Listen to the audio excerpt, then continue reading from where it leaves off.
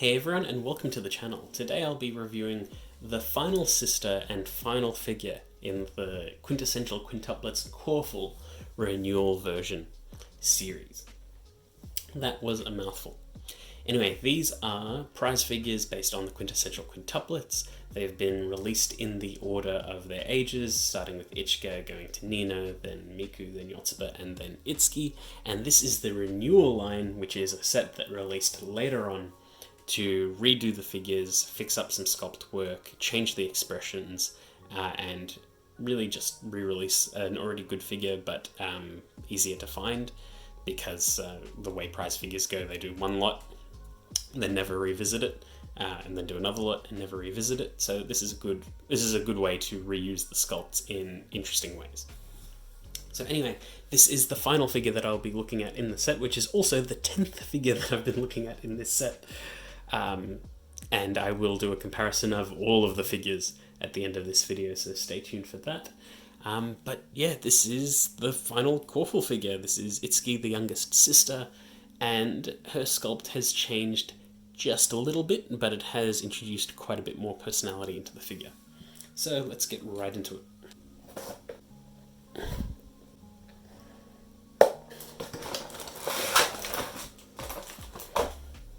Now here's Itsuki set up, and she is looking quite good. Now the original figure, there's nothing really wrong with it. It was a playful, really good figure. Every single Coreful has been pretty damn good. I didn't care too much for the original Ichika figure, but that was still pretty good in the grand scheme of things. But you can see they've come a long way from there. So Itsuki's looking good. As with the other figures, I've now got a structure for the reviews where we look through the paint, sculpt, issues, and general thoughts on the figure. So we start off with the sculpt, and it's a pretty dynamic pose, and thankfully because it's dynamic there are a lot of cool elements to it, so like the ruffles and flow of her dress, the nice creases in her jumper, the flow of her hair, and her hand pose. And it's pretty consistent with the original figure, which I will do a comparison later for, but it's changed just a little bit. And we'll go in first to inspect the face sculpt.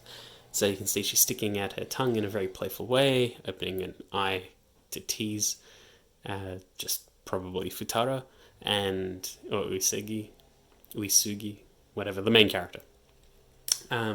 And her finger just pulling down the eye. And it looks rather nice. The cowlick is well done. It's just a little bit messy on that mold just up there, but generally okay. Hair looks good. Looks a little bit like candy, but that's because of the Coreful clear plastic sort of finishes that they do on figures. You can see clear right at the back. You can see my finger just shadowing it. And it looks just a little bit funky just at the front here. There's some nice texturing on the jacket, or the jumper. And the dress, like I said, great ruffles in it, good paintwork on the socks, just a little bit messy in the very front, but it's okay. The shoes look good, the base looks nice, it's got Itsuki Nakano there, and number 5. Around the back you can see how her hair's detailed, it looks nice. The 2 major hair parts on the front come around to the back. And there's just some good detail. You can even see under the jacket there's the textured sweater, which is nice. I like it. The face has had the most work because we've got an actual sculpted tongue, which is cool.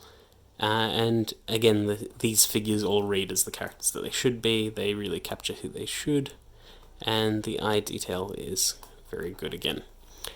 Paintwork, no real issues that I found immediately. It is just a little weird, the transition to the clear part on the front of the hair, which is a bit of a shame, and I think it's just a little bit messy at the ends. The stars look pretty good. I think that my original one was a little messier there, I think. We will be having a look at it. The paint on the jacket looks okay, but there are the noticeable errors because it's just hard to paint in that line. Completely understand, especially because this is a cheap figure. Just comes with the territory. Skirt's well painted. Socks are pretty well painted. Like I said, there's some issues on them, but generally okay. The shoes pretty good. Some of the paint leaked onto the socks as well, but what can you do? But yeah, nothing really wrong with it. At least nothing to break it. But we will compare it to the original figure now, and you'll see how much it's changed from that original figure, which I think is kind of interesting. So here they both are set up next to each other, and the original on the right and new one on the left. So they just changed the arm and the face. It's not a huge difference, really. Like, I do really like the new expression, but I don't know if the pose fully suits the new hand after comparing it to the original pose, which is like a sort of dynamic hello sort of greeting wave, whereas this is a dynamic tease, which is a bit odd. They're both good figures, definitely, but it's just kind of funny. While I could spot colour differences in the other Corefuls between the original and the renewals, I can't really spot very obvious colour differences between these two. I'm not really sure. But it's mainly just the slight sculpt differences. And so the star on my original one on the left side was a bit messy, which is a bit of a shame, and some of the hair colouring was much messier than the new one. So I guess in terms of quality control, if I'm comparing just these two, then the renewal definitely fixed that up. But in terms of just general differences between the figures, not all that much. I don't know if the right hand being a slightly different expression is intentional or just a molding thing. But yeah, there's nothing really crazy about these. Like, it's probably the most basic change that any of these figures have had.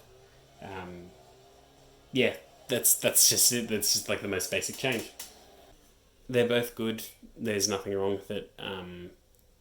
I don't know if it's because I don't care too much about Itsuki, or it's just that I've recorded way too many of these and no longer care. But yeah, there's nothing wrong about them. There's nothing really to complain about them. If I were to choose an expression, I'd probably prefer the original, and I would like this expression on, say, maybe Nino. I think Nino's would work quite well. But yeah, that's pretty much it. Nothing crazy about it. But the important thing is now comparisons. And now you can see the new Coreful Renewal set all set up next to each other. And the foggy white bases all do match quite well. They do look very consistently like this is all one set. And they all just look good together. They're just fantastic figures. There's nothing wrong with them. And you can get a whole set of quintuplets at less than the cost of like a regular quintuplet statue.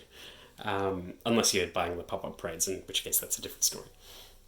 But yeah, the affordability of the set to the quality that you get of the set is just so great. Like, these are just fantastic figures, and some of them are better than others in terms of renewing the mold, but that didn't change the original mold from being good anyway. Like, some of them didn't need to be changed. Ichika had a massive overhaul, which is fantastic. Nino had a minor one, but it was good and consistent with the character. Miku had a little bit of a change, but I think it worked. Yotsuba had a massive change. And Itsuki's just, changed a little bit.